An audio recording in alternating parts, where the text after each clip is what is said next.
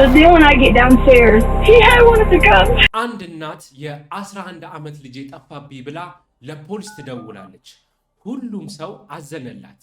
ፖሊስም የአካባቢው ሰዎችም ልጁን ለመፈለግ መረባረብ ጀመሩ። ነገር ግን እሷ እያለቀሰች ለፖሊስ የምትነግራቸው ታሪክ በሙሉ ከተራ ውሸት ያለፈ ነበር። እጅግ ዘግናኝ የወንጀል ድርሰት ነበር።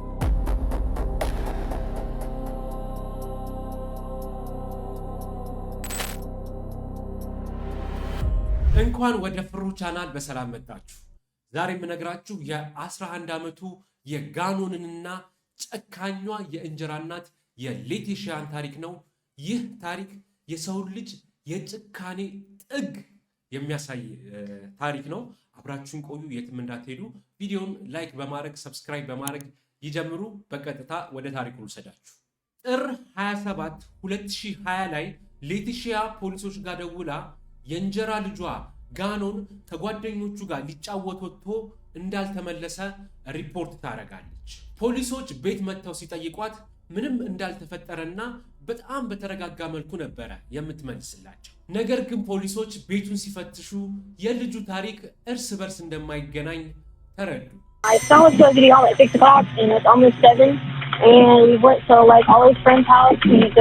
ሌቲሺያ ፖሊሶቹን ከተወሰኑት የቤቱ ክፍሎች በተለይም ቤዝመንቱንና ምድር ቤቱ እንዳይገቡ ትከለክላቸው ነበር።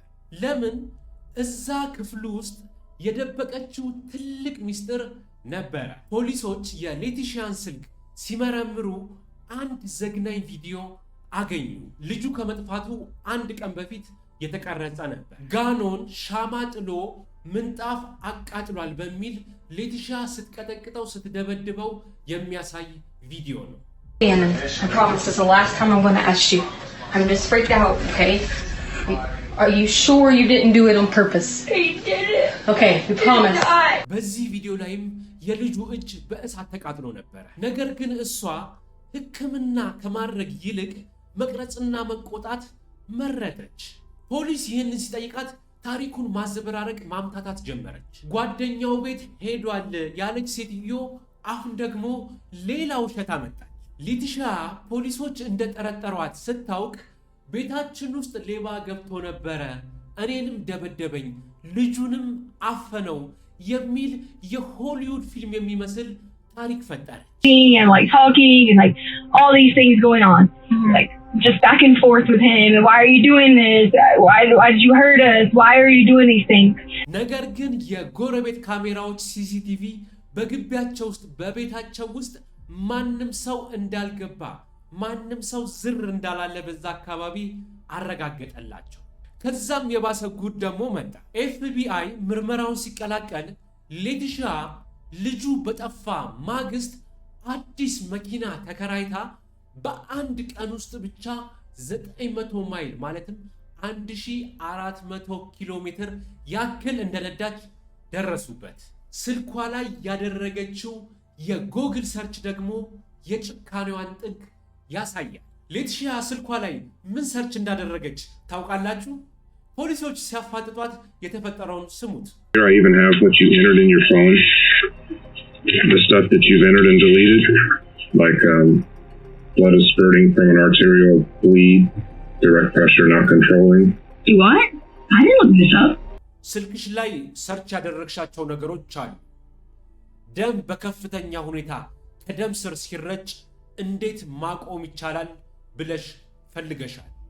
ሌቲሺያ እኔ አላደረኩም፣ ስልኬን ሌላ ሰው ተጠቅሞት ነው፣ ያው አይኔን ግንባር ያደርገው አለች፣ በእኛ ማለት ነው።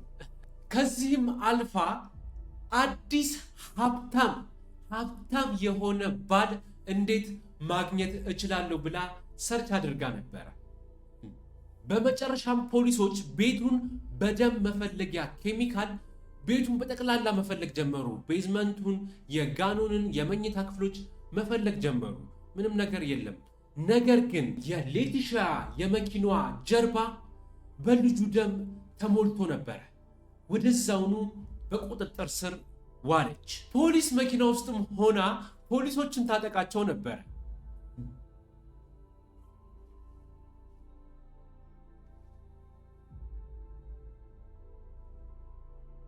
ከ49 ቀናት በኋላ መጋቢት 17 2020 ላይ የጋኖን አስክሬን ከኮሎራዶ በጣም ርቆ ፍሎሪዳ ግዛት ውስጥ በአንድ ሻንጣ ውስጥ ተደርጎ ድልድይ ስር ተገኘ።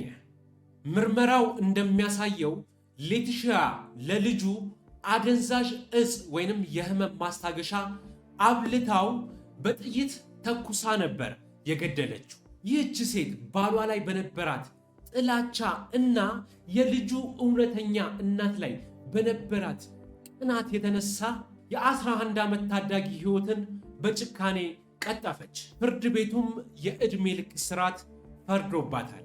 እናንተስ ስለዚህ አሰቃቂ ድርጊት ምን ሐሳብ አስተያየት አላችሁ? ሐሳባችሁን በኮሜንት አስቀምጡልኝ። በሚቀጥለው ቪዲዮ በእውነተኛ ወንጀል እስከምንገናኝ የዛሬው ታሪክ ይህን ይመስል ነበረ። ሰላማችሁ ይብዛ። ሰላሙን